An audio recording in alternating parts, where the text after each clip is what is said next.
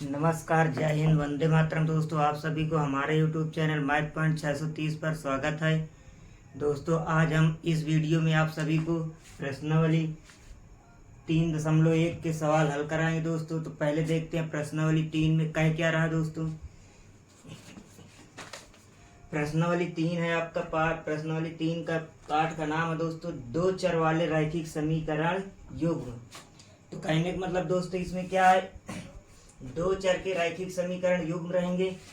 दो चर का मतलब क्या है दोस्तों, इसमें देखते हैं दो चर कहते किसे हैं। इसमें जैसे दोस्तों आपका कुछ भी सवाल दिया हो, जैसे मान लो दिया है आपका 7x प्लस का 3y बराबर 8 दिया। दोस्तों, ये क्या है, आपका दो चर का समीकरण है रैखिक युग्म। रैखिक का मतलब क्या होता है भाई, दो चर किसे कहते हैं, इसमें चर राशियां हैं दोस्तों। चर राशियां कौन कौन सी है दोस्तों, इसमें क्या है, एक्स और वाई चर राशि है। जो दोस्तों इसमें अचर राशि है, अचर राशि जो होती है दोस्तों वो क्या रहेगी गिनती की, इसमें 7 और 3 और 8 है। मतलब कि चर राशियां ABCD वाली होती है, ABCD XYZ जो भी रहता है। अचर राशि में क्या आता है दोस्तों, अचर राशि में गिनती वाले अक्षर आते हैं। जैसे इसमें गिनती 1 2 3 4 डाट डाट अनंत तक जितनी भी गिन सकते हैं। इसमें क्या है, अचर राशि 7 है, 3 है और क्या है दोस्तों 8 है। अचर क्या है, इसमें एक्स और वाई है। तो दो चर हैं और दो चर बराबर में 8 है। या इसे लिख सकते हैं दोस्तों, क्या लिख सकते हैं, 7x प्लस का 3y इधर दोस्तों बराबर में 8 था, इधर आगे क्या आ जाएगा, माइनस का 8 आ जाएगा बराबर 0। तो जब दोस्तों बराबर में 0 हो तो क्या रहेगा, वो समीकरण रहेगा। और रैखिक का मतलब क्या होता है दोस्तों, रैखिक का मतलब होता है जिस समीकरण में, कहने का मतलब जिस समीकरण में चर की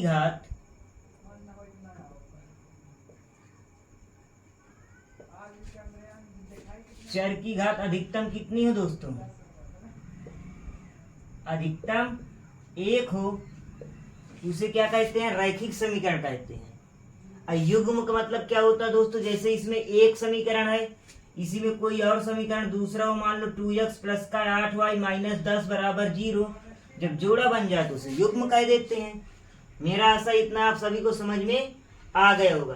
तो इसमें दोस्तों ये पूछ लेते हैं बेसिक में कि चर राशियां क्या होती हैं। तो आप सभी बता सकते हैं कि चर राशियां ABCD से लेकर डाट डाट XYZ तक की जो अक्षर आते हैं उन्हें क्या कहते हैं, चर राशियां कहते हैं।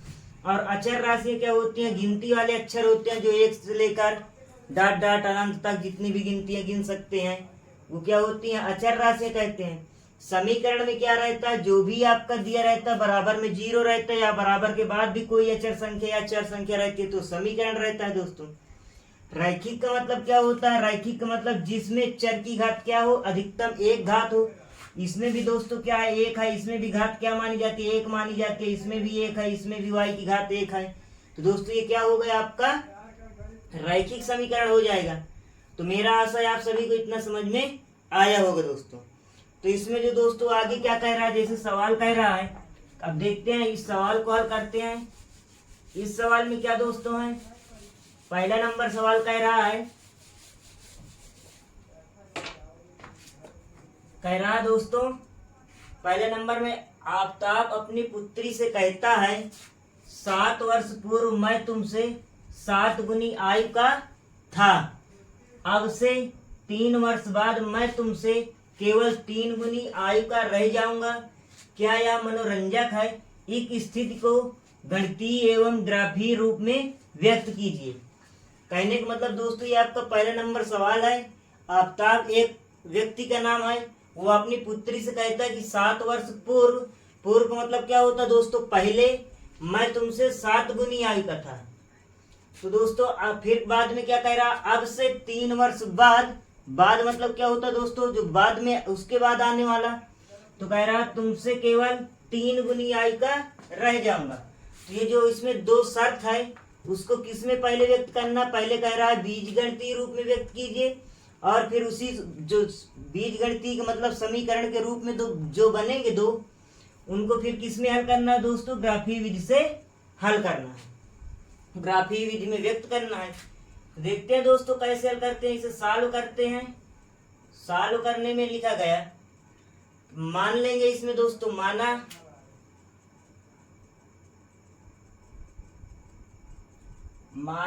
आफताब की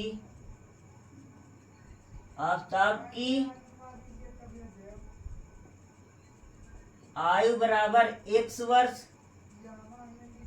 और दोस्तों पुत्री की आयु क्या आ जाएगी, पुत्री की आयु बराबर y वर्ष। ठीक दोस्तों, दो चर का तो दो चर मानेंगे इसमें। अब क्या कह रहा 7 वर्ष पूर्व, तो यहां लिख लेंगे दोस्तों क्या, 7 वर्ष पूर्व आफताब की आयु क्या आ जाएगी दोस्तों, आफताब की आयु बराबर, पूर्व मतलब क्या होता है, पहले पूर्व में क्या करते हैं दोस्तों, घटा देते हैं, तो 7 वर्ष पूर्व है तो आफताब की आयु आ जाएगी x माइनस 7, और दोस्तों पुत्री की आयु क्या आ जाएगी, आफताब की आ गई दोस्तों क्या, x माइनस 7, तो पुत्री की आयु आ जाएगी दोस्तों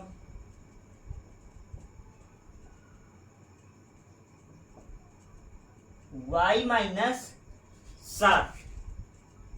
इसमें भी 7 वर्ष पूर्व कह रहा, तो y माइनस y से क्या कर देंगे, 7 घटा देंगे तो आ जाए कितना, y माइनस 7 वर्ष। तब दोस्तों पहली शर्त अनुसार में क्या कह रहा है,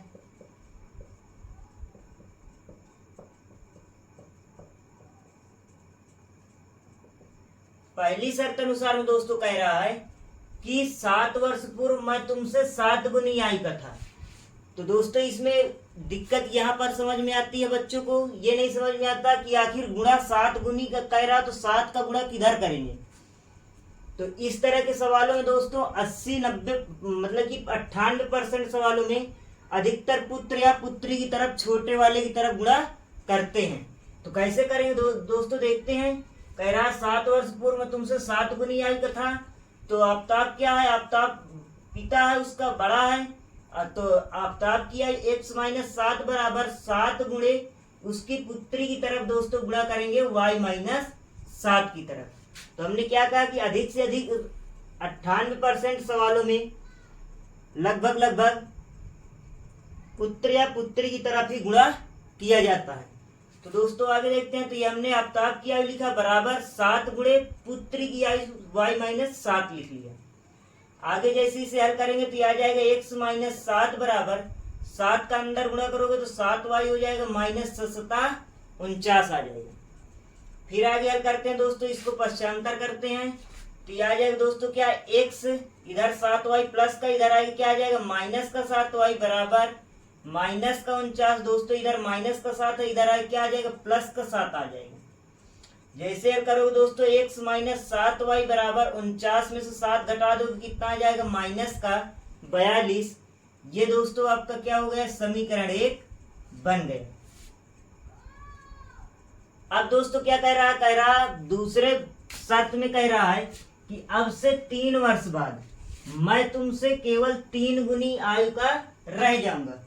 तो क्या कह रहा है दोस्तों, 3 वर्ष बाद कह रहा है, तो यहाँ लिख लेते हैं। क्या लिखेंगे, 3 वर्ष बाद। जब दोस्तों 3 वर्ष बाद लिखेंगे तो फिर लिखेंगे आफताब की आयु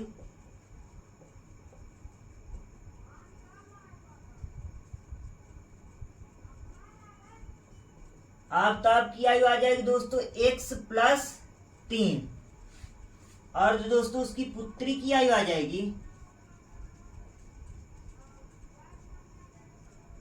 पुत्री की आयु बराबर आ जाएगी दोस्तों y प्लस 3।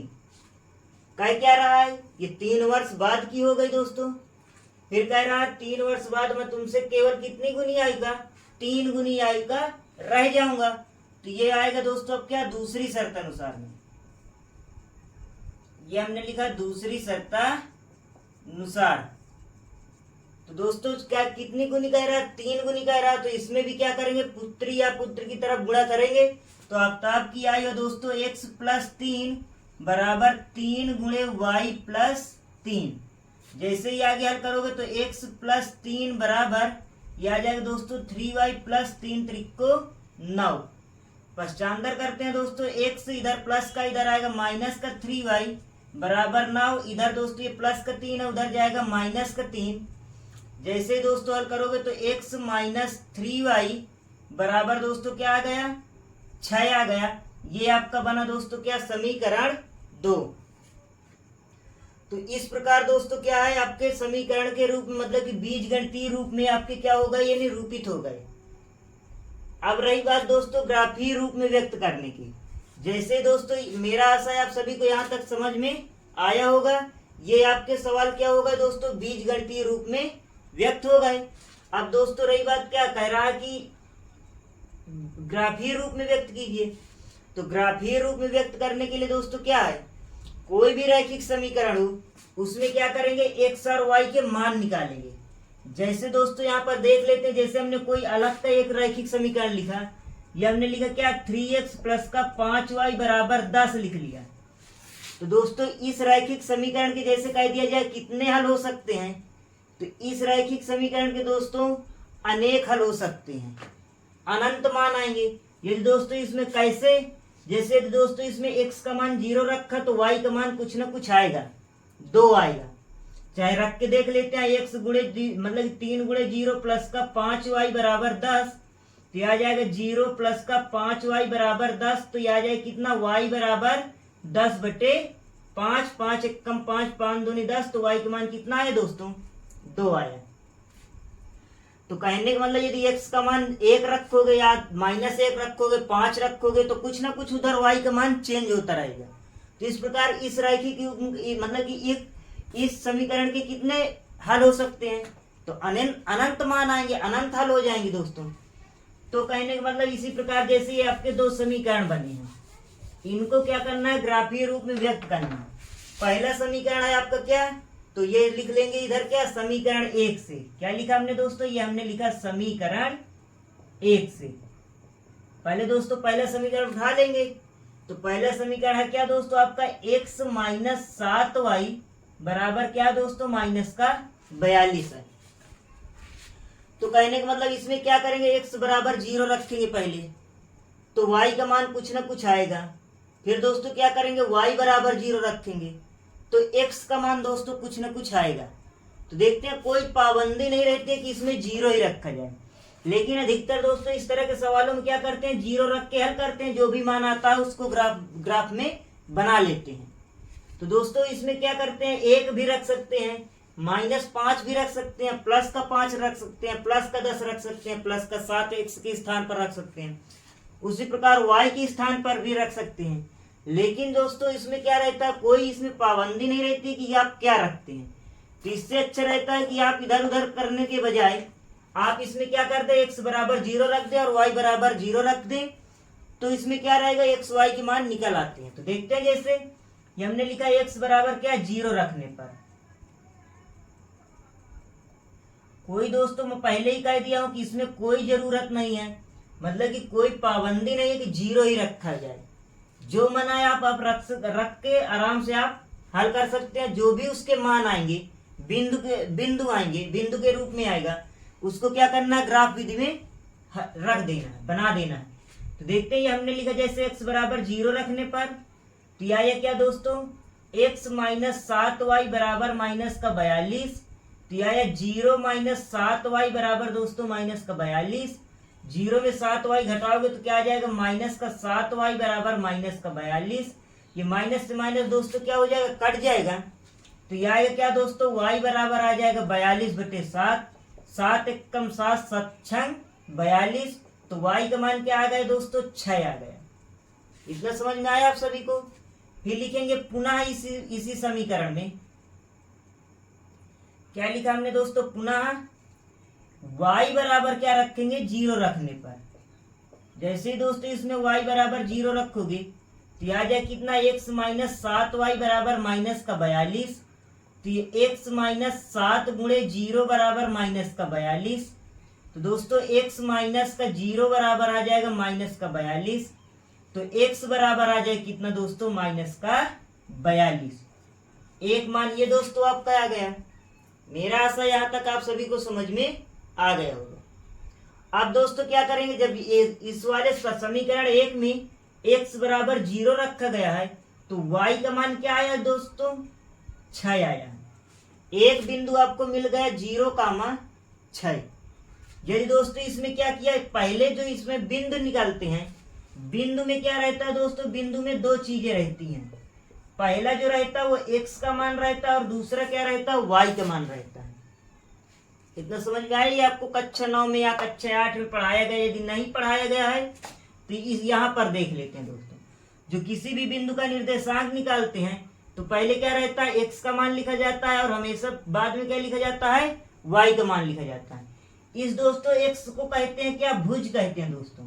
थोड़ा सी और जानकारी प्राप्त कर लेते हैं, यदि किसी को नहीं पता है तो देख लेते हैं।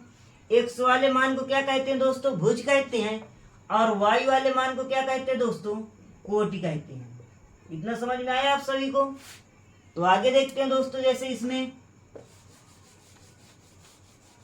इसी सवाल में यदि कहने वाला x का मान माइनस 42 आया है तो y का मान क्या रखने पर आया दोस्तों, 0 रखने पर आया है। तो कहने का मतलब समीकरण 1 से दो बिंदु प्राप्त हुए। पहला बिंदु क्या है, 0,6, दूसरा बिंदु क्या है, माइनस 42,0। इसी प्रकार दोस्तों आप क्या करेंगे, समीकरण 2 उठाएंगे। जैसे ही समीकरण आप 2 उठाओगे तो समीकरण 2 से भी आपको दो मूल प्राप्त होंगे। तो जैसे ही हमने लिखा क्या दोस्तों, समीकरण 2 से, समीकरण 2 से। तो समीकरण 2 क्या है दोस्तों आपका, समीकरण 2 ये यहां पर लिखा है x माइनस 3y बराबर 6। तो ये हमने लिखा है x माइनस 3y बराबर 6। इसमें भी दोस्तों क्या करेंगे, x बराबर पहले क्या रखेंगे दोस्तों, 0 रखेंगे। ये हमने लिखा x बराबर 0 रखने पर। तो दोस्तों जैसे x बराबर 0 रखोगे तो आ जाएगा 0 माइनस का 3y बराबर 6। तो कहने का मतलब माइनस का 3y बराबर 6। तो y बराबर आ जाएगा दोस्तों क्या, 6 बटे माइनस का 3, 3 एक कम 3 दूनी 6। तो y बराबर दोस्तों आया क्या, 2 बटे माइनस 1, 2 माइनस को ऊपर भेज देते हैं तो y बराबर कितना आ गया दोस्तों, माइनस का 2 आ गए। मेरा आशा है आप सभी को यहाँ तक समझ में आ गया होगा। इसी प्रकार दोस्तों यहाँ लिखेंगे क्या, पुनः y बराबर क्या रखेंगे दोस्तों, इस बार 0 रखने पर। जैसे हमने लिखा दोस्तों y बराबर 0 रखने पर, तो ये समीकरण क्या है आपका दोस्तों, x माइनस का 3y बराबर 6। तो ये x माइनस 3 गुणे 0 बराबर 6। तो x माइनस 0 बराबर 6 आ जाएगा दोस्तों। भाई 3 का गुणे 0 करो, क्या आ जाएगा, 0 आ जाएगा। x में से 0 घटा दोगे कितना आ जाएगा, x आएगा। तो x बराबर कितना आ गया दोस्तों, 6 आ गया। तो कहने का मतलब इसमें भी दोस्तों दो बिंदु, समीकरण 2 से भी कितने, दो बिंदु प्राप्त होंगे। कैसे, यहाँ पर देख लेते हैं। x का मान यदि 0 रखा गया तो y का मान कितना आया दोस्तों, माइनस का 2 प्राप्त हुआ है। और इसमें दोस्तों यदि x का मान 6 आया है तो y का मान क्या आया दोस्तों, अब क्या रखने पर, 0 रखने पर। तो कहने का मतलब ये आपका क्या है, आपके 4 बिंदु आ गए। समीकरण 1 से भी 2 बिंदु निकले हैं और समीकरण 2 से भी 2 बिंदु निकले हैं। इन्हीं 4 बिंदुओं से दोस्तों क्या करेंगे, एक ग्राफ बना देंगे। तो ही आपका क्या हो जाएगा, ग्राफीय विधि हो जाएगा। तो इसमें क्या है, इसमें ये बिंदु ध्यान से देखिए, इन्हीं बिंदुओं के सहारे से ग्राफ बनेगा दोस्तों। हाँ दोस्तों देख लेते हैं इसमें समीकरण 1 से। ये समीकरण 1 आपका था x माइनस 7y बराबर माइनस 42। तो इसमें जब x बराबर 0 रखा गया तो y का मान 6 आया था, और जब y बराबर 0 रखा गया तो x का मान क्या आया था दोस्तों, माइनस 42 आया था। तो समीकरण 1 में 2 बिंदु निकले थे, 0,6 और क्या निकला था दोस्तों, माइनस 42,0। उसी प्रकार दोस्तों समीकरण 2 से x माइनस 3y बराबर 6 था समीकरण 2। इसमें जब x बराबर 0 रखा गया तो y का मान क्या आया दोस्तों, माइनस का 2 आया है। और दूसरा बिंदु है आपका दोस्तों, जब y बराबर 0 रखा गया तो x का मान कितना है दोस्तों, 6 आया है। तो इन्हीं 4 बिंदुओं से क्या करेंगे दोस्तों, एक ग्राफ बनाएंगे। अब यहाँ पर दोस्तों ग्राफ पेपर तो है नहीं, तो इसी बोर्ड में आपको बनाकर दिखाया जाएगा। तो आपको लगभग मेरा आशा है पूरे तरीके से अच्छे तरीके से समझ में आ जाएगा। यहाँ ग्राफ पेपर आपके पास हो तो ग्राफ पेपर में आपको क्या है, लाइन आपको आराम से बराबर दूरी पर बनी रहती है, तो उसमें कोई दिक्कत नहीं होती है। तो देखते हैं दोस्तों ग्राफ पेपर कैसे तैयार किया जाता है, सीखते हैं आज इस वीडियो में। तो ये पहले क्या किया दोस्तों, इसमें पहले मान देख लेते हैं। इसमें x का मान क्या है, प्लस वाला 6 है, y का मान 6 है, x का मान इधर दोस्तों -42 है। तो कहने का मतलब इसमें सबसे बड़ी संख्या -42 में दी है, तो कहने का मतलब -42 वाली में जगह ज्यादा लगेगी कि नहीं लगेगी दोस्तों। जब ज्यादा जगह लगेगी तो उसको इस तरह बनाते हैं। इसमें अगर ग्राफ पेपर होता तो उसमें कोई दिक्कत नहीं, आराम से नहीं गैपिंग करके बना लेते हैं, तो उसमें लाइन बनाने की दिक्कत नहीं रहती है। इसमें दोस्तों तो अपने हिसाब से जगह अरेंज करेंगे। तो देखते हैं दोस्तों, जैसे हमने एक ग्राफ बनाया ऐसे, ये दोस्तों यहाँ देख लेते हैं, आप अच्छे से समझिए, आपको सभी को समझ में आएगा। तो कहने का मतलब दोस्तों ऐसे एक ग्राफ बनेगा, ये यहाँ पर ये दोस्तों क्या होता है, ये दोस्तों एक्स अक्ष की प्लस दिशा होती है, और ये दोस्तों क्या होता है दोस्तों, ये होती है वाई अक्ष की धनात्मक दिशा होती है। ये दोस्तों क्या होती है दोस्तों, वाई अक्ष की ऋणात्मक, नीचे वाली क्या होती है दोस्तों, वाई अक्ष की ऋणात्मक दिशा होती है। और ये दोस्तों क्या होती है, ये होती है एक्स अक्ष की ऋणात्मक दिशा होती है। इतना समझ में आया दोस्तों आप सभी को। अब इसमें क्या होता है दोस्तों, ये क्या होता है, ये प्रथम चतुर्थांश होता है। ये क्या होता है दोस्तों, आपका प्रथम चतुर्थांश। थोड़ा इस ग्राफ के बारे में देख लेते हैं दोस्तों, जानकारी कुछ बहुत प्राप्त कर लेते हैं, जिससे आपको क्या है कुछ समझ में अच्छे तरीके से आ जाएगा। ये प्रथम चतुर्थांश दोस्तों, तो ये क्या रहेगा आपका, ये द्वितीय चतुर्थांश रहेगा। क्या रहेगा दोस्तों, ये हमने लिखा द्वितीय चतुर्थांश।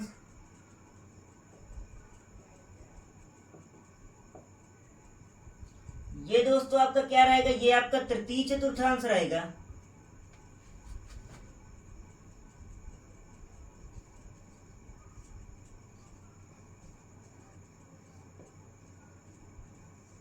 और ये क्या रहेगा आपका दोस्तों, चतुर्थ चतुर्थांश रहेगा। क्या रहेगा दोस्तों, चतुर्थ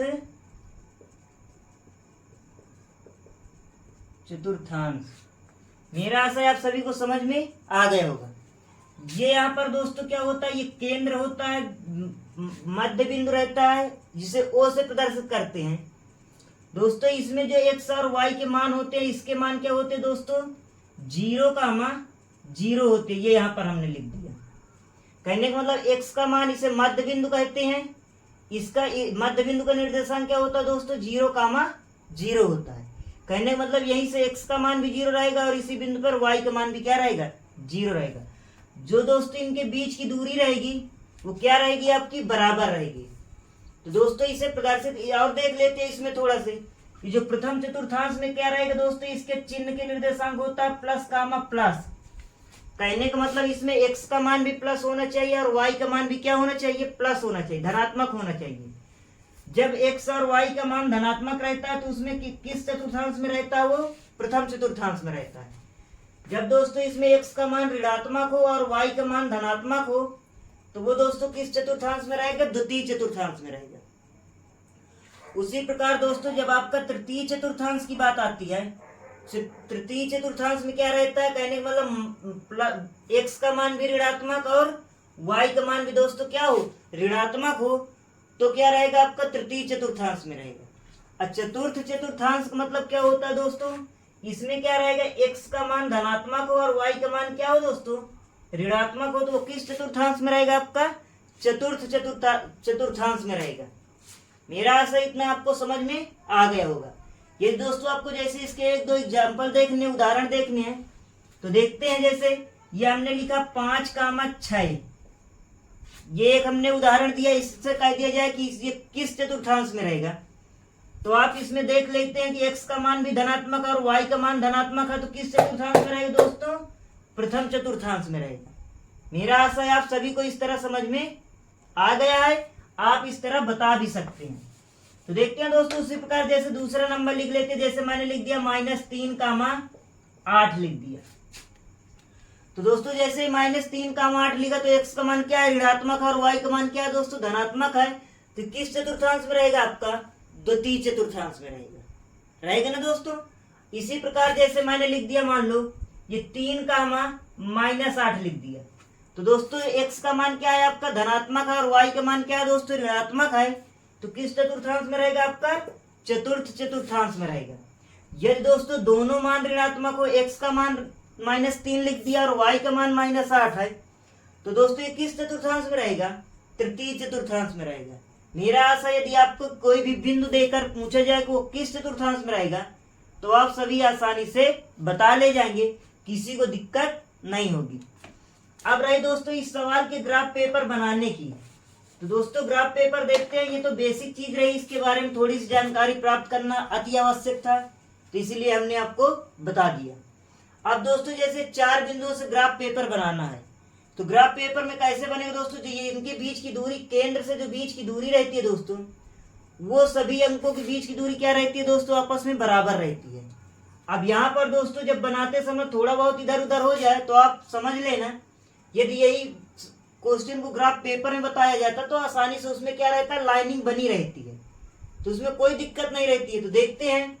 अब रही बात दोस्तों, ये हमारा एरिया जो है, क्षेत्र जो है कम है, तो यहाँ पर लाना क्या, -42 तक की गिनती आनी चाहिए दोस्तों, तभी आप क्या करेंगे, चित्र बनाएंगे, बन जाएगा आपका। तो देखते हैं दोस्तों, जब -42 है, संख्या अधिक है, तो क्या करते हैं, उसमें थोड़ा वर्ग अंतराल कर देते हैं। वर्ग अंतराल कैसे करते हैं, कोई जरूरी नहीं है कि 0 से पहले 1 ही लिखा जाए। 1 के स्थान पर दोस्तों क्या कर सकते हैं, 2 भी लिख सकते हैं। जो यहाँ पर दोस्तों थोड़ा देखते हैं, आराम से लिखेंगे, तो ताकि दूरी जो रहेगी उसकी क्या रहेगी, बराबर रहेगी। तो हमने लिखा 2 लिखा, फिर दोस्तों 4 लिखा, 2 का गैप हमने बनाया, फिर क्या दोस्तों लिखेंगे, 6 लिखेंगे, और फिर 8 लिखेंगे, फिर 10, फिर 12, फिर दोस्तों 14, फिर दोस्तों क्या लिखेंगे, 16, फिर दोस्तों 18, फिर दोस्तों 20, फिर लिखेंगे दोस्तों क्या, 22, फिर लिखेंगे दोस्तों 24। इस प्रकार दोस्तों जब ये धनात्मक की दिशा x अक्ष की धनात्मक है, तो यहाँ प्लस वाले चिन्ह रखेंगे। मेरा आशा इतना आप सभी को समझ में आया होगा। अब दोस्तों कैसे करेंगे, जब y अक्ष की ऋणात्मक दिशा में लिखेंगे, तो इधर क्या रहेंगे दोस्तों, अंक क्या रहेंगे, माइनस के रहेंगे। तो इसमें क्या दोस्तों, इधर तो खैर x अक्ष के क्या थे, जो x का मान इसमें 6 है, इसमें दोस्तों x का मान क्या है, -42 है, तो 6 वाला तो संख्या आ जाएगी दोस्तों आराम से। तो इधर क्या है, -42 तक लिखेंगे दोस्तों। लिखते हैं, देखते हैं, प्रयास करते हैं। हमने लिखा -2, -4, -6, -8, -10, -12, -14, फिर -16, -18, फिर दोस्तों -20, फिर दोस्तों लिखे क्या, -22, और दोस्तों -24। देख लेते हैं दोस्तों, ये हमने लिखा -20 तक हो गया दोस्तों, -22, फिर दोस्तों -24, दोस्तों क्या आ जाएगा, 26, फिर -28, -30, फिर दोस्तों -32, तो माइनस का क्या आ जाएगा दोस्तों, 36 आ जाएगा, -38 आ जाएगा, फिर दोस्तों -40 आ जाएगा, और यहाँ पर दोस्तों क्या आ जाएगा, -42। कहने का मतलब दोस्तों, यदि आप कोई कह दे कि इधर की दूरी थोड़ी अधिक है, इधर की दूरी क्या है दोस्तों, गैपिंग क्या कम है, कोई ऐसा नहीं होना चाहिए। दो गैपिंग क्या होनी चाहिए, बराबर होनी चाहिए। यदि ये ग्राफ पेपर में होता तो उसकी गैपिंग क्या रहती है दोस्तों, बराबर रहती है, उसमें लाइनिंग खुद पहले से ही दी रहती है। यहाँ पर बोर्ड में बताया जा रहा है, तो आपको मेरा आशा है आपको समझ में आ जाएगा इस तरह। तो मैंने कहने का मतलब है कि मैंने यहाँ पर क्या, x अक्ष की माइनस दिशा पर -42 तक अंक दर्शा दिए।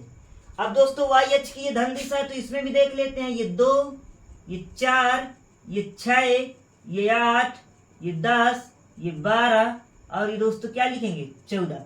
इसी प्रकार y अक्ष की माइनस दिशा में क्या लिखेंगे, -2, -4, -6, -8, -10, -12 और 14। मेरा आशा है आप सभी को इतना समझ में आ गया होगा। अब आगे अब देखते हैं दोस्तों, अब समीकरण के जो समीकरण 1 के 2 मूल हैं इनको रखते हैं। कैसे रखते हैं? तो पहला मूल आपका क्या है? 0,6। तो कहने का मतलब दोस्तों x का मान 0 है तो y का मान क्या है दोस्तों? 6 है। तो ये यहाँ पर दोस्तों आपका क्या रहेगा? 0,6 रहेगा। ये बिंदु जो रहेगा आपका दोस्तों क्या रहेगा? 0,6 रहेगा। इस साइड दोस्तों लिखते हैं 0,6। मेरा आशा है आप सभी को इतना समझ में आया होगा। अब दोस्तों दूसरा जो है -42,0। तो कहने का मान मतलब x का मान -42 है और y का मान क्या है दोस्तों? 0 है। तो x का मान -42 कहाँ पर है? ये यहाँ पर दोस्तों है। इसका निर्देशांक आया दोस्तों -42,0। मेरा आशा इतना आप सभी को समझ में आ गया होगा। तो दोस्तों इससे होकर जाने वाली रेखा दोस्तों ऐसे क्या करेंगे? एक ये दोस्तों रेखा बनेगी। आपके पास ग्राफ पेपर हो दोस्तों तो आप ऐसे आसानी से बना लेंगे। क्यों दोस्तों? क्योंकि यहाँ पर बोर्ड में बताया जा रहा है तो हो सकता है रेखा थोड़ी क्या हो? तिरछा हो। तो आप इसको पटरी से जैसे ही रखेंगे तो क्या रखेंगे दोस्तों? सीधा इससे मिलाती हुई एक रेखा ऐसे खींच देंगे।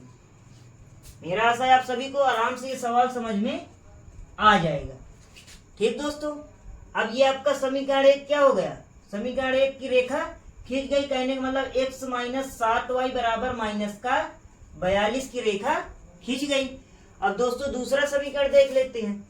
पहला बिंदु क्या है आपका? 0,-2 है। तो 0 x का मान क्या है दोस्तों? 0 और y का मान क्या है दोस्तों? -2 है। तो बिंदु आपका क्या बनेगा? x का मान 0 और y का मान -2। तो कहने का मतलब बिंदु ये यहाँ पर बना 0,-2। और दोस्तों दूसरा समीकरण क्या है आपका? बिंदु क्या है? सॉरी गलती हो गई। दूसरा समीकरण में दूसरा बिंदु क्या है? 6,0 है। तो कहने का मतलब x का मान 6 और y का मान क्या है? 0 है। तो ये यहाँ पर दोस्तों आपका एक बिंदु है 6,0। मेरा आशा ये भी आपका समझ में आ गया होगा दोस्तों। अब ये पास पास में तो इसको आराम से क्या करेंगे? ऐसे सीधी रेखा मिलाती हुई खींच देंगे। तो आपका इस प्रकार क्या हो गया? पहले नंबर का आपको बीजगणितीय रूप में भी बता दिया गया और ग्राफीय रूप में भी बता दिया गया। तो इसी प्रकार दोस्तों अन्य सवाल, इस तरह के सवाल ग्राफ बनाना है तो जो भी 2 समीकरण दिए रहेंगे उसमें पहले x बराबर 0 रखो तो y का मान आ जाएगा, y बराबर 0 रखोगे दोस्तों x का मान आ जाएगा। तो कहने मतलब समीकरण 1 से 2 बिंदु मिल जाएंगे। उसी प्रकार दोस्तों समीकरण 2 से x बराबर 0 रखोगे तो y का मान आ जाएगा। यदि y बराबर 0 रखोगे तो x का मान कुछ ना कुछ आ जाएगा। उसमें भी 2 बिंदु प्राप्त हो जाएंगे। तो उन्हीं 4 बिंदुओं से लेकर क्या करेंगे? एक ग्राफ बना लेते हैं।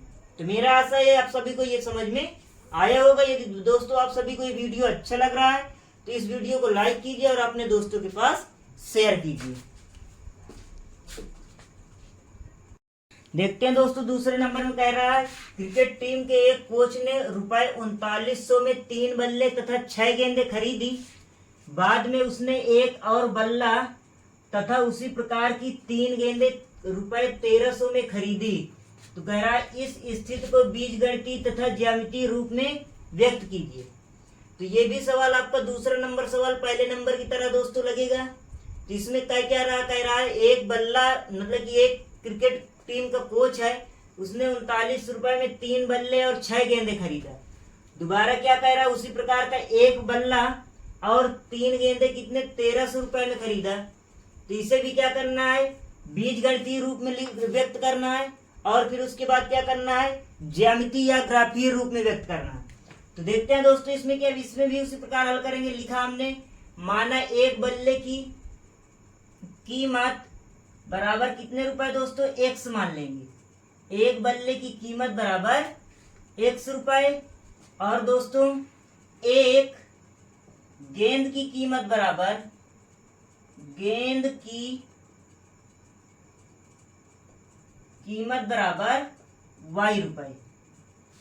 ठीक दोस्तों, उसी प्रकार हल करेंगे पहले नंबर की तरीके। तो दोस्तों पहली शर्त अनुसार में क्या कह रहा है? ये हमने लिखा,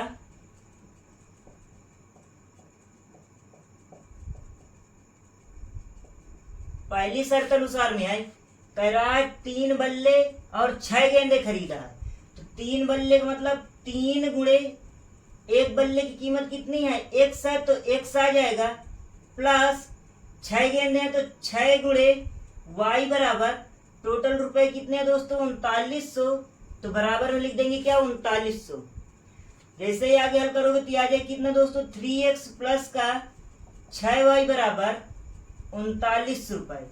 ये दोस्तों आपका क्या हो गया समीकरण 1। इतना आपको सभी को समझ में आया है? या दोस्तों इसमें 3 कॉमन भी ले सकते क्योंकि ये 3x है, ये 6y है, कोई बात नहीं, तब भी उतना ही आंसर आएगा, इस प्रकार भी इतना ही आएगा।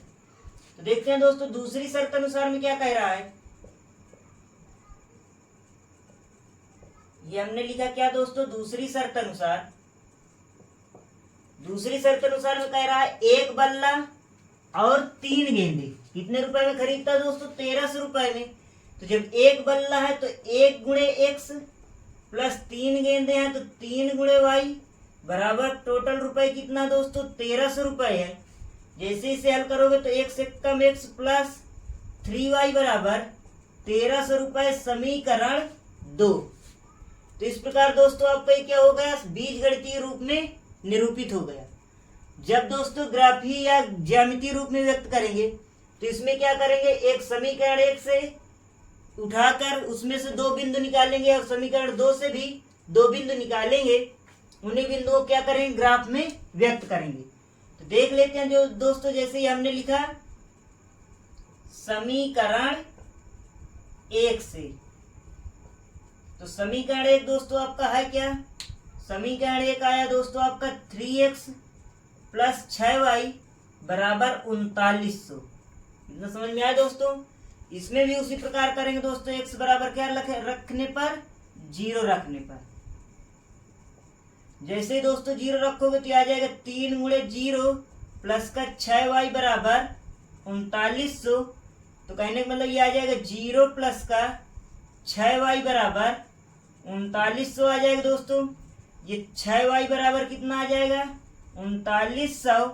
अब ये दोस्तों 6 इधर उड़ा कर रहा है, इधर क्या करेगा भाग करेगा, तो इधर देख लेते हैं। तो आ जाएगा दोस्तों y बराबर 3900 बटे 6। 2 से 3 से काटते हैं दोस्तों, 3 से काटोगे 3 दूनी 6, 3 एक कम 3। अब ये दोस्तों एक बचेगा 19 हो जाएगा, तो 2 19 हो या तिछंग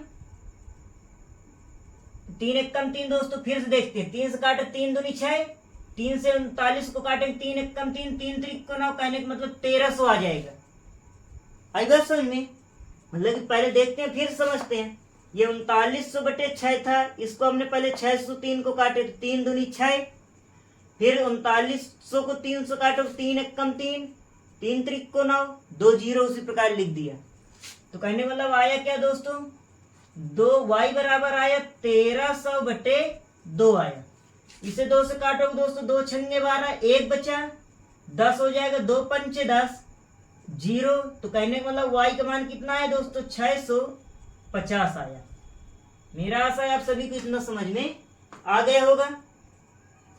उसी प्रकार दोस्तों क्या लिखेंगे पुनः y बराबर क्या रखेंगे 0 रखने पर। जैसे ही दोस्तों y बराबर 0 रखोगे तो समीकरण आपका क्या है, यह है 3x प्लस 6y बराबर कितना 3900। तो आ जाएगा 3x प्लस 6 गुणे 0 बराबर कितना 3900। तो आ जाएगा दोस्तों 3x प्लस 0 बराबर 3900। तो 3x बराबर कितना आ जाएगा दोस्तों 3900, x बराबर आ जाएगा 3900 बटे 3। 3 इधर उड़ा कर रहा है, इधर क्या करेगा दोस्तों भाग करेगा। इसे काटोगे 3 एक कम 3, 3 एक कम 3, 3 3 को 9, 0 0। तो कहने का मतलब x का मान कितना आ गया दोस्तों 1300 आ गया। मेरा आशा है आप सभी को यहाँ तक समझ में आ गया होगा, यहाँ तक किसी को कोई दिक्कत नहीं होगी। अब दोस्तों उसी प्रकार अब समीकरण 2 से लिखेंगे। ये हमने लिखा क्या दोस्तों समीकरण 2 से।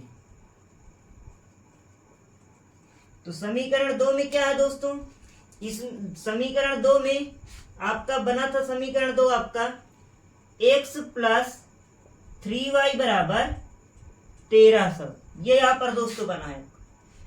तो इसमें भी क्या करेंगे दोस्तों, x बराबर क्या रखेंगे, 0 रखने पर जैसे हमने लिखा x बराबर 0, तो ये आया क्या दोस्तों, 0 प्लस का 3y बराबर 1300, तो ये आ जाएगा दोस्तों 3y बराबर 1300, ये 3 इधर उड़ा कर रहा है, इधर आएगा भाग करेगा, y बराबर आ जाएगा दोस्तों क्या, 1300/3।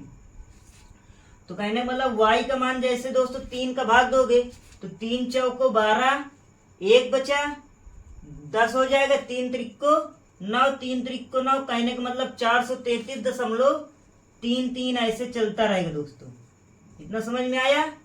अब आगे दोस्तों इसी समीकरण में क्या करेंगे, y बराबर 0 रखेंगे। ये हमने लिखा पुनः y बराबर 0 रखने पर। मेरा आशा है आप सभी को इतना समझ में आ गया होगा।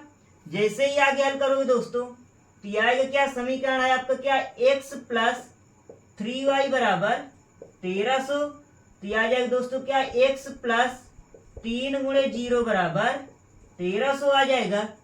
जैसे हल करोगे तो x प्लस 0 बराबर 1300, x में 0 जोड़ोगे तो x बराबर आ जाएगा कितना, 1300 आ जाएगा। तो कहने का मतलब है दोस्तों आपका, पहले समीकरण में जब x बराबर 0 रखा गया तो y का मान कितना आया दोस्तों, 650 आया, एक बिंदु ये प्राप्त हुआ।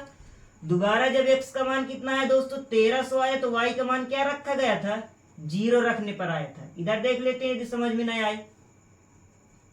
ऐसे कहने का मतलब जब x का मान 1300 प्राप्त हुआ तो y का मान क्या रखा गया था, 0 रखा गया था। और यहाँ पर भी दोस्तों उसी प्रकार जब x का मान 0 रखा गया दूसरे समीकरण में तो y का मान कितना है दोस्तों, 433.3 आया। और दोस्तों जब इसमें x का मान 1300 आया है तो y का मान क्या रखा गया दोस्तों, 0 रखा गया है। मेरा आशा है आप सभी को इतना समझ में आ गया है। इन्हीं चारों बिंदुओं से दोस्तों क्या करेंगे, ग्राफ बनाएंगे, ज्यामितीय रूप में व्यक्त करेंगे। देखते हैं दोस्तों इसमें समीकरण 1 क्या था, समीकरण 1 से 3x प्लस 6y बराबर 3900। तो जब इसमें दोस्तों x का मान 0 रखा गया तो y का मान क्या आया, 650। और जब y का मान 0 रखा गया तो x का मान कितना है दोस्तों, 1300 आया है। इतना समझ में आया आप सभी को। फिर उसमें दोस्तों समीकरण 2 में क्या किया, x प्लस 3y बराबर 1300 बना था समीकरण 2।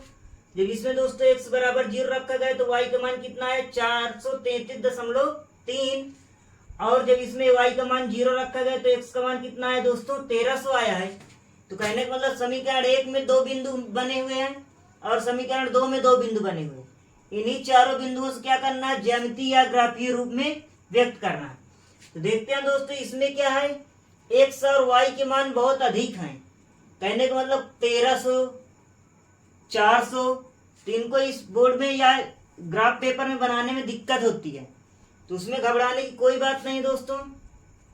जैसे ही मान, जैसे ये बोर्ड में हम सिंपल में बना रहे हैं तो इसमें जिसका मान अधिक रहेगा तो उसकी तरफ का एरिया क्या करेंगे, ज्यादा कर देंगे। तो y का मान क्या है, इसमें बड़ा है 650 है, x का मान क्या है 1300 है। तो दोस्तों ऐसे हमने क्या किया, ये ग्राफ बना दिया। देख लेते हैं, यहाँ देख लेते हैं दोस्तों, जैसे ये है आपका ऐसे, ये दोस्तों आपका क्या है, y अक्ष की ऋण दिशा होती है। और एक दोस्तों ऐसे ग्राफ बना देंगे,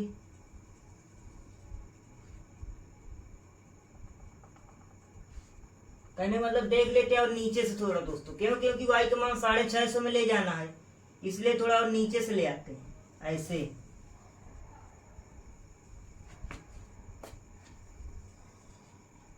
ये हमने दोस्तों लिखा, ये x अक्ष की धन दिशा है और ये दोस्तों क्या है, y अक्ष की धन दिशा है।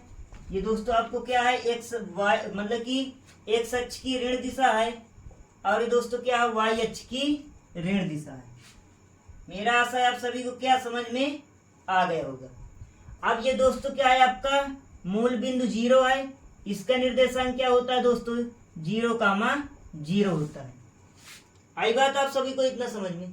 पहले नंबर सवाल में आपको इसका विस्तार बता दिया गया है, तो कोई जरूरत नहीं है उतना, आप देख लेना पहले नंबर में। तो देखते हैं दोस्तों, जैसे इसमें क्या है, जो आपका गैपिंग है बहुत अधिक है। इसमें क्या है दोस्तों 650 है, 650 है, इसमें 1300 है, इसमें कितने है 433 है और इसमें 1300 है। तो कहने का मतलब दोस्तों यदि आप 200 का गैप बना देंगे, वर्ग अंतराल चाहे जितने जितने का बना लो उससे कोई दिक्कत नहीं होती है, बशर्ते ये ध्यान देना है कि जो आपके बिंदु आए हैं वो बिंदु इस ग्राफ में दर्शाए जा सके।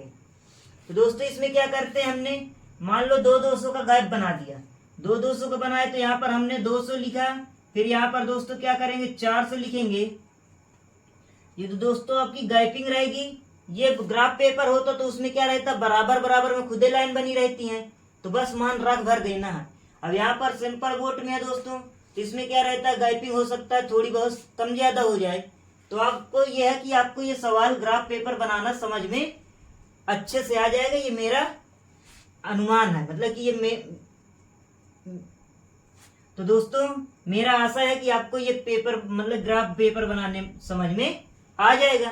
तो देखते हैं दोस्तों, ये 200 400 फिर क्या लिखेंगे दोस्तों 600 लिखेंगे, फिर लिखेंगे दोस्तों कितना 800 लिखेंगे, फिर यहाँ पर दोस्तों क्या लिखा 1000 लिखा, फिर दोस्तों उसके बाद क्या लिखा यहाँ पर दोस्तों 1200 लिख लेंगे, फिर दोस्तों यहाँ पर क्या लिखेंगे 1400 लिख लेंगे, और यहाँ पर क्या लिखा दोस्तों 1600 लिखा। इतना आशा है आप सभी को समझ में आ गया होगा। इधर भी दोस्तों क्या करेंगे, हमने लिखा क्या 200, फिर ये लिखा हमने क्या दोस्तों 400, फिर यहाँ हमने लिखा क्या दोस्तों 600, इधर लिखा क्या दोस्तों 800, और यहाँ लिखा दोस्तों क्या 1000। आई बात समझ में। वाई अक्ष में क्या है दोस्तों आपका 650 अधिकतम है तो आ गया, एक्स अक्ष में क्या है दोस्तों 1300 है तो ये भी आ जाएगा दोस्तों। इधर भी लिख लेते हैं कुछ बहुत मान, ये हमने लिखा यहाँ पर दोस्तों माइनस का 200, यहाँ पर माइनस का 400 और माइनस 600। तो दोस्तों माइनस वाले मान है ही नहीं, तो यहाँ पर थोड़ा सा दर्शा देंगे जिससे आपको चित्र देखने में ठीक ठाक अच्छा लगे। तो यहाँ भी दोस्तों इधर दर्शा देंगे माइनस का 200, माइनस का 400, माइनस का 600 और माइनस का 800, माइनस का 1000। इतनी बात समझ में आई दोस्तों। अब पहले समीकरण में पहला बिंदु क्या है दोस्तों, x का मान 0 है तो y का मान कितना है 650, तो x का मान 0 तो y अक्ष पर क्या रहेगा ये 600 है, तो यहाँ से थोड़ी सी दूरी में क्या आ जाएगा यहाँ पर 650। तो कहने का मतलब x का मान 0 रखा गया तो y का मान क्या रखा जाएगा 650, बिंदु आपका ये यहाँ पर बना। और दोस्तों क्या है दोबारा x का मान 1300 है तो y का मान कितना है 0 है, तो x अक्ष पर बनेगा जाके दोस्तों ये आपका 1400 है, तो थोड़ा से आगे दोस्तों यहाँ पर क्या बनेगा 1200 के आगे बनेगा दोस्तों, 1200 के आगे यहाँ पर बीच में क्या आ जाएगा 1300 आ जाएगा। तो दोस्तों इसका निर्देशांक ये यहाँ पर बनेगा, तो कहने का मतलब ये दोस्तों ये आपका क्या बन जाएगा 1300, 0। मेरा आशा है आप सभी को इतना समझ में आ गया होगा। तो दोस्तों क्या करेंगे इस बिंदु से इस बिंदु को क्या एक मिलाती हुई रेखा ऐसे खींच देंगे पटरी से। आई बात समझ में दोस्तों। अब दूसरे समीकरण में बिंदु देख लेते हैं, x का मान 0 है तो y का मान कितना दोस्तों 433.3 है, तो इसी रेखा पर बनेगा। तो x का मान 0 है तो y का मान क्या आ जाएगा 433, तो थोड़ा से ऊपर बनेगा जाके दोस्तों ये यहाँ पर मान लो ये हमने क्या लिखा x का मान 0 y का मान 433.3, 400 के ऊपर ही बनेगा ना दोस्तों। यहाँ थोड़ा और नीचे लिख लेते हैं दोस्तों, यदि यहाँ पर बहुत ऊपर दिखाई दे रहा हो जैसे तो यहाँ पर दोस्तों बना देते हैं। आई बात समझ में। और दूसरे बिंदु क्या है दोस्तों x का मान 1300 है, y का मान कितना है 0, तो इसी जगह पर बनेगा दोस्तों आपका दूसरा बिंदु भी रहेगा क्या है आपका 1300, 0। तो इस बिंदु से इस बिंदु को क्या करेंगे दोस्तों मिला देंगे, ऐसे मिलाती हुई एक दोस्तों क्या करेंगे रेखा खींच देंगे।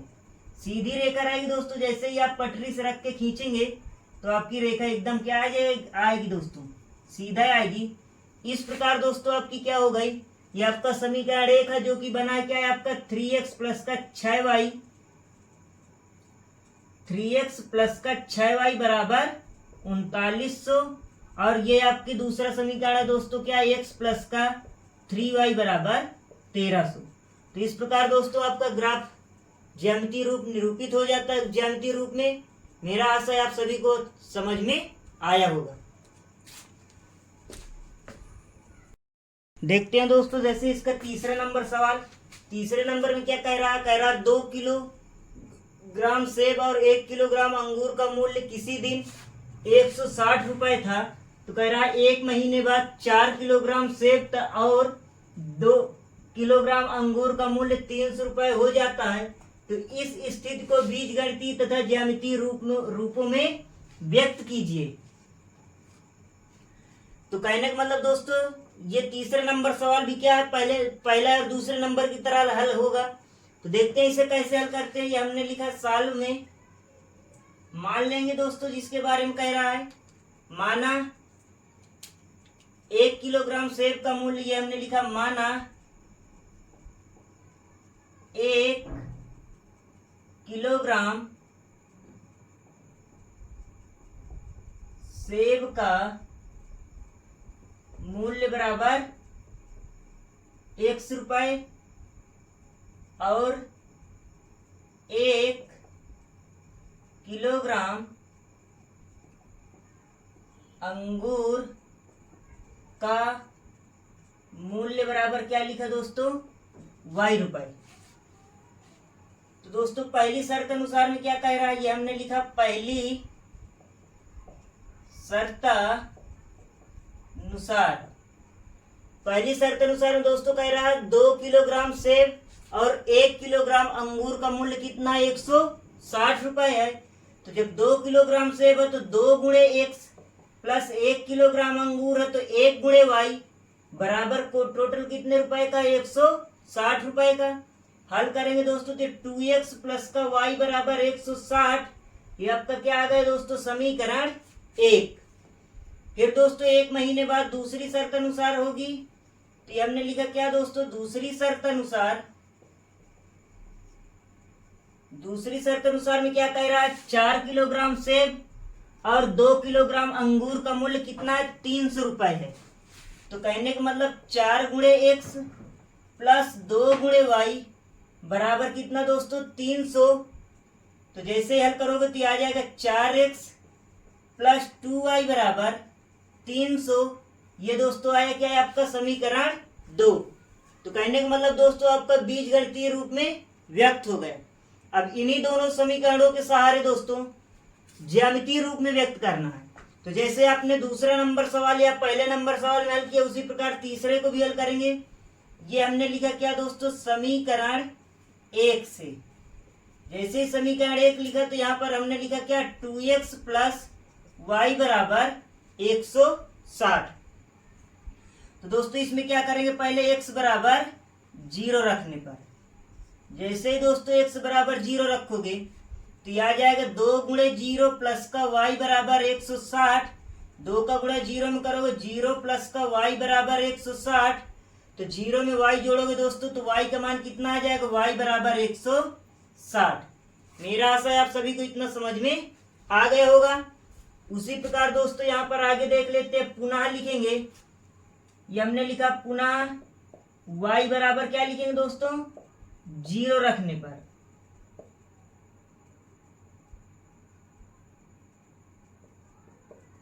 जैसे दोस्तों y बराबर 0 रखोगे तो पहला समीकरण लिख लेते हैं। ये हमने लिखा 2x प्लस y बराबर 160। तो 2x प्लस 0 बराबर 160। तो 2x बराबर आ जाएगा 160। 2x में 0 जोड़ोगे 2x रहेगा। 2 इधर दोस्तों गुणा कर रहा है, इधर क्या करेगा, भाग करेगा। तो x बराबर आ जाएगा दोस्तों क्या, 160 बटे 2, 2 1 कम 2, 2 अट्ठे 16। कहने का मतलब कितना आ जाएगा दोस्तों, 80। तो आ जाएगा x बराबर 80। इतना आएगा समझ में। अब जब दोस्तों एक समीकरण 1 में x बराबर 0 रख दिए तो y का मान आया, और y बराबर 0 रखा तो x का मान कुछ ना कुछ आया है। तो अब दोस्तों उसी प्रकार क्या करेंगे, समीकरण 2 उठाएंगे। हमने लिखा समीकरण 2 से। तो समीकरण 2 क्या है दोस्तों आपका, ये है 4x प्लस 2y बराबर कितना है दोस्तों, 300। तो इसमें भी क्या करेंगे दोस्तों, पहले x बराबर 0 रखने पर लिखेंगे। ये हमने लिखा x बराबर 0 रखने पर। तो दोस्तों ये आया 4 गुणे 0 प्लस 2y बराबर 300। तो 0 प्लस का 2y बराबर कितना आ जाएगा दोस्तों, 300 आ जाएगा। 4 का गुणे 0 में करोगे 0 रहेगा, प्लस 2y बराबर 300। 0 में 2y जोड़ोगे तो क्या आ जाएगा 2y बराबर 300। तो y बराबर आ जाएगा कितना दोस्तों 300 बटे 2। 2 से काटोगे 2 एक कम 2, 2 एक कम 2, 2 पंचे 10। कहने का मतलब 2 को 300 से मतलब कि 300 को 2 से काटो कितना आ जाएगा 150 प्राप्त होगा। तो y का मान कितना है दोस्तों 150। मेरा आशा है आप सभी को इतना समझ में आ गया होगा। अब इसी समीकरण में दोस्तों क्या करेंगे पुनः y बराबर 0 रखेंगे। तो हमने लिखा दोस्तों पुनः y बराबर 0 रखने पर जैसे ही दोस्तों 0 रखोगे तो ये समीकरण क्या है आपका 4x प्लस का 2y बराबर 300। तो ये 4x प्लस 2 गुणे 0 बराबर 300। मेरा आशा है आप सभी को इतना समझ में आया होगा। तो ये हमने लिखा क्या 4x प्लस 2 का गुणा 0 में करोगे 0 बराबर 300। तो ये आ जाएगा 4x बराबर 300। ये 4 इधर गुणा कर रहा है, इधर क्या करेगा भाग करेगा। तो x बराबर आ जाएगा दोस्तों 300 बटे 4। 4 से काटते हैं दोस्तों 4 एक कम 4, 4 सत्ते 28, 2 बचे 4 पंचे 20। तो दोस्तों x का मान कितना आया 75 आ गया। तो कहने का मतलब ये दोस्तों समीकरण 1 में x बराबर 0 रखा तो y का मान क्या आया दोस्तों 160 आया। तो पहला बिंदु हो गया 0 कामा 160। दूसरे में दोस्तों x का मान 80 आया तो y का मान क्या रखा गया है 0 रखा गया। उसी प्रकार दोस्तों समीकरण 2 में x का मान क्या रखा गया 0 रखा गया। तो दोस्तों y का मान कितना है 150 आया है। और दोस्तों यदि x का मान 75 आया है तो y का मान कितना रखने पर आया दोस्तों 0 रखने पर आया। इस प्रकार दोस्तों समीकरण 1 में भी 2 बिंदु प्राप्त हो गए और समीकरण 2 में भी 2 बिंदु प्राप्त हो गए। तो दोस्तों इसका भी ग्राफ पेपर बनाएंगे। हाँ तो दोस्तों देख लेते हैं इसमें समीकरण 1 से। तो 2x समीकरण 1 क्या 2x प्लस वाई बराबर 160। तो इसमें जब दोस्तों x का मान 0 रखा गया तो y का मान कितना आया 160 आया है। और दोस्तों जब इसमें y का मान 0 रखा गया तो x का मान कितना आया दोस्तों 80 आया है। तो इसी प्रकार दोस्तों समीकरण 1 में क्या हुआ 2 बिंदु प्राप्त हो गए।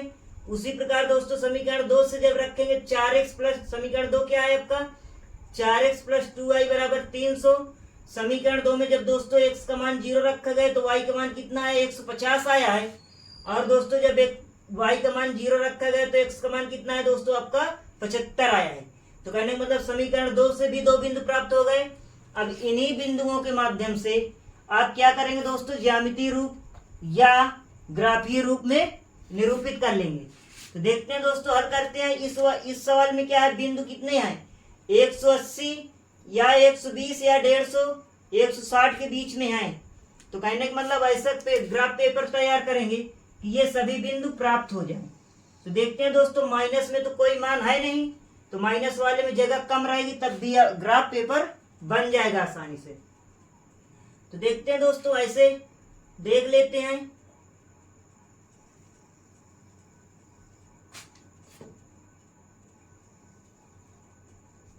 ये दोस्तों क्या है आपकी x अक्ष की धनात्मक दिशा है और ये क्या है दोस्तों y अक्ष की धनात्मक दिशा है।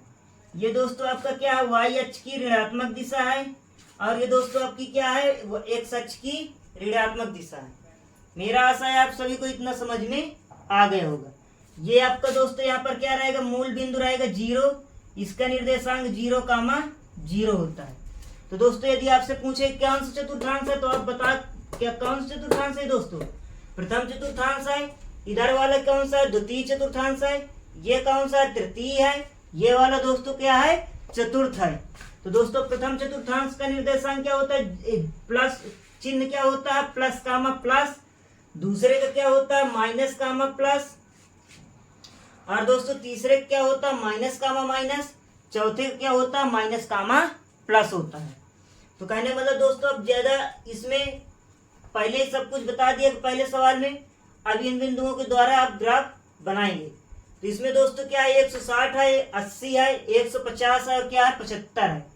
तो कहने का मतलब दोस्तों गैप कितने कितने का 20-20 का ले लेते हैं आराम से आपकी संख्याएं आ जाएंगी। तो हमने लिखा यहाँ पर 20 फिर लिखा दोस्तों 40 फिर 60, फिर दोस्तों ये हमने लिखा 80, फिर लिखा दोस्तों कितना 100, फिर लिखा 120, फिर यहाँ पर लिखा दोस्तों 140। कितना समझ में आया? यहाँ पर लिखा दोस्तों हमने क्या 20, ये लिखा 40, ये लिखा दोस्तों 60, ये लिखा 80, और ये लिखा दोस्तों 100, ये लिखा 120, और ये लिखा दोस्तों कितना 140, और ये यहाँ पर लिखा दोस्तों 160। मेरा आशा है आप सभी को समझ में आ गया होगा। इधर दोस्तों माइनस में है तो माइनस का 20, माइनस का 40, माइनस का 60, माइनस का 80, माइनस का 100, माइनस का 120। इधर भी दोस्तों माइनस का रहेगा, माइनस का 20, माइनस का 40, माइनस का 60।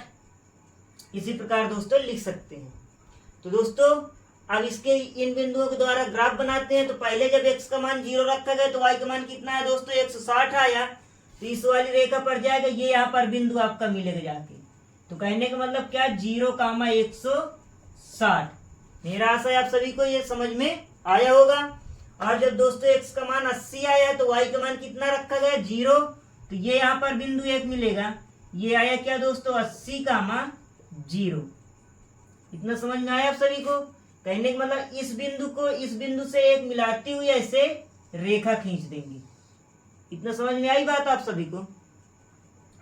दोस्तों मेरा आशा है यहाँ तक आप किसी को दिक्कत नहीं होगी, आप सभी को आसानी तरीके से समझ में आ गया होगा, आसान तरीके से। अब दोस्तों दूसरे समीकरण में क्या है, आपका पहला समीकरण बन गया, ये क्या है आपका 2x प्लस का y बराबर 160। दूसरा समीकरण क्या है दोस्तों, दूसरे समीकरण में बिंदु क्या है, x का मान 0 रखा गया तो y का मान कितना है दोस्तों आपका 150 आया है। तो कहने का मतलब ये यहाँ पर दोस्तों थोड़ा सा उसके ऊपर, तो इसके निर्देशांक क्या आया है, ये लिखा गया 0,150। आई बात दोस्तों समझ में?